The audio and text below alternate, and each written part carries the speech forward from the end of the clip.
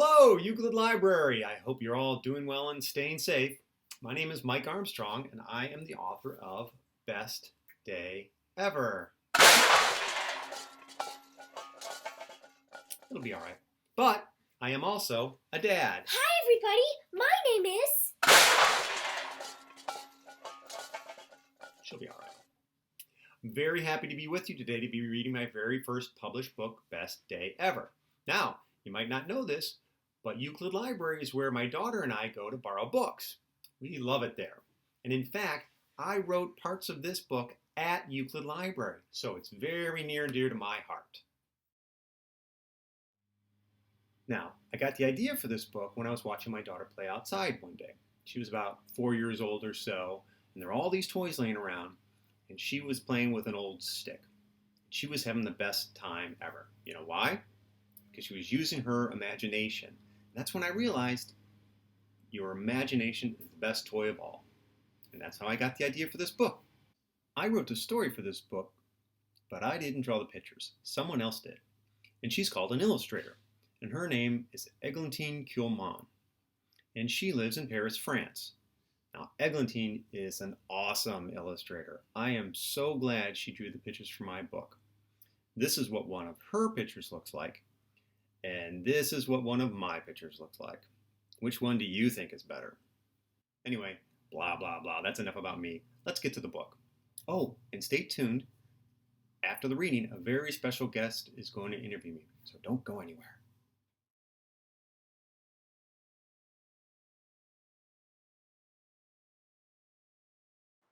On the first page, we see William's desk. How would you describe this desk? I would describe it as neat and organized. Very organized. On the first page, we can see that William has accomplished almost all of his summer goals. It's the last day of summer, and I have one final piece of business. Have the most fun ever. And I'm gonna measure it just to be sure. Apparently, bouncing can be fun.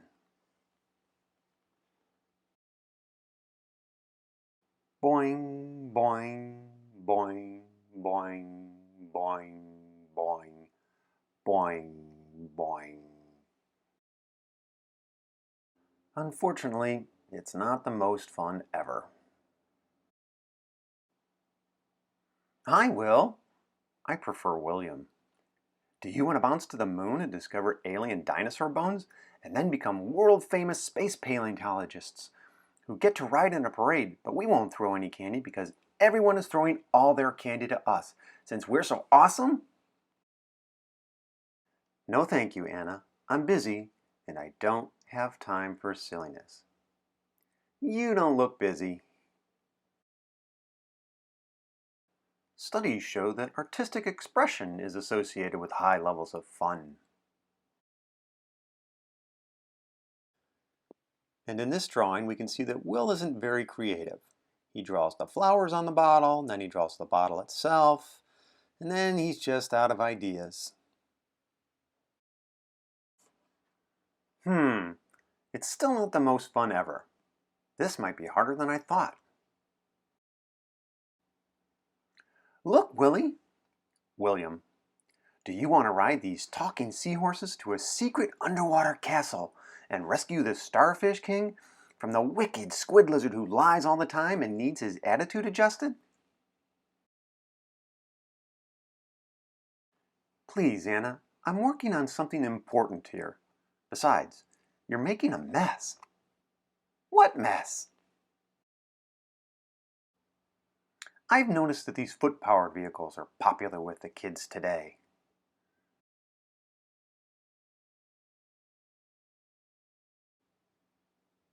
Rats! Something isn't right. I should have had the most fun ever by now.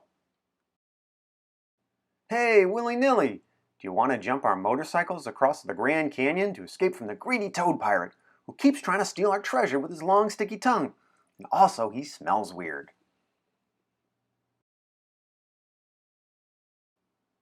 My name is William, and that's not safe. Now please stop bothering me. I'm trying to have fun.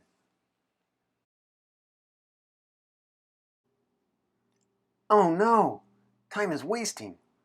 I need to work harder. Think, man, think. What is that noise?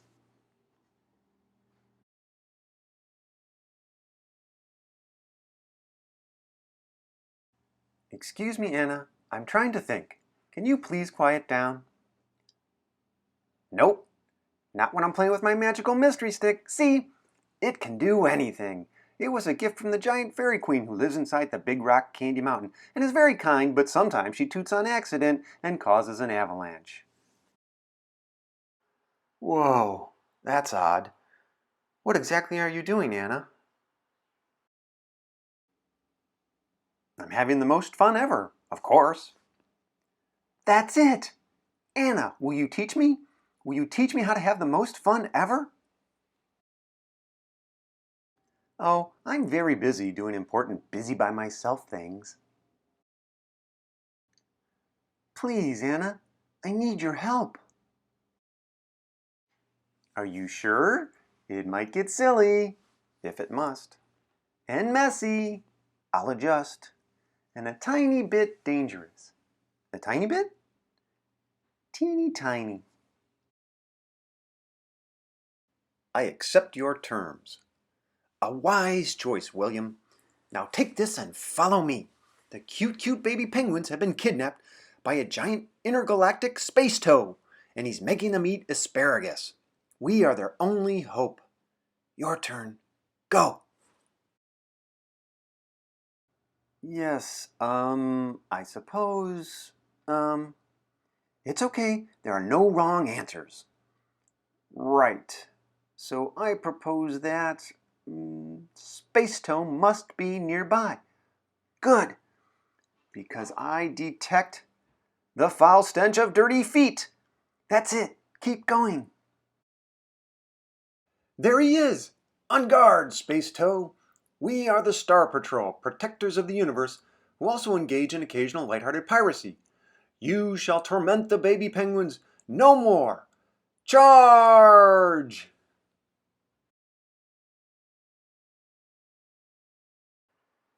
And on the last page we see William's desk again, but this time something's a little different.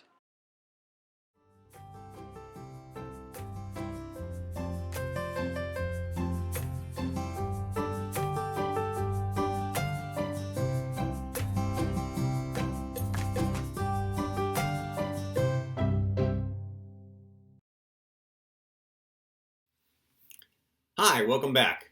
I'm here with a kid reporter from Kid News, and your name is? Lois Lane. I'm sorry? Lois Lane. Lois Lane. So, do you have some questions for me, Lois? Yes. Will your book be in a bookstore? Yes, my book will be in a bookstore. In fact, I hope it's in a lot of different bookstores. And it'll also be on Amazon and BarnesandNoble.com. So, yes. Have you written other books? I have written other books, yes. And in fact, I've even written another book with Anna and Will, which I hope will be out in the next year or two. I'm very excited for that. Did you tell the illustrator what to draw? In some cases, yes. So when I needed to tell her something that was very important to the story, I did that. But I didn't tell her any details, excuse me, or how anybody should look or any of the artistic details. Just things that were important to move the story forward. Okay. Do you have a dog? What's your dog's name? Yes, I have a dog, and his name is Dingle.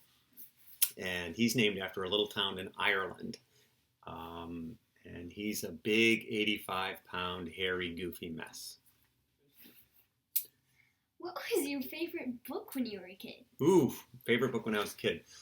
I'm gonna say Go Dog Go by P.D. Eastman. I loved the pictures in that book, and I looked at it over and over again. Yeah, that's my answer. Is it hard to write books? It's not hard to write books, no, but like anything, if you want to be good at it, it's important to practice. In fact, anybody can write stories. A story doesn't even have to be very long. It can be a couple of sentences or even just a couple of paragraphs. So anybody can write stories.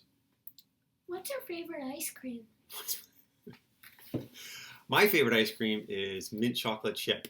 And my daughter won't let us buy mint chocolate chip. She likes it as well, but she won't get it because she's afraid I'll eat it. So she gets ice cream she doesn't really like, but she knows I won't eat. Your daughter has a great strategy. Do you think your book might get turned into a movie? Ooh, boy, that would be nice if my book got turned into a movie. I don't know. The chances are slim, but there's always hope. That would be pretty awesome. How did you make this video? Poorly. We made this video using iMovie on Apple computers, and we just learned it to do these videos, so I hope they turned out okay. Where did you get the idea for your book? I got the idea for my book from my daughter, who I was watching play outside one day with a stick. She was ignoring all of her toys and just playing with this old wooden stick. And I realized at that point that imagination is the best toy of all, and that's how I got the idea for this book. Can anyone write a book? Yes, anyone can write a book. I think we talked about that already a little bit. A book doesn't have to be very long. Actually, let's call it a story. It doesn't have to be very long. It can be just a couple of sentences. But yes, anybody can do it. And the more you do it, the better you'll become. I think I'm done. Oh, okay. Do you think you would ever like to write a book? Yeah. Maybe you could write a book about how awesome your dad is.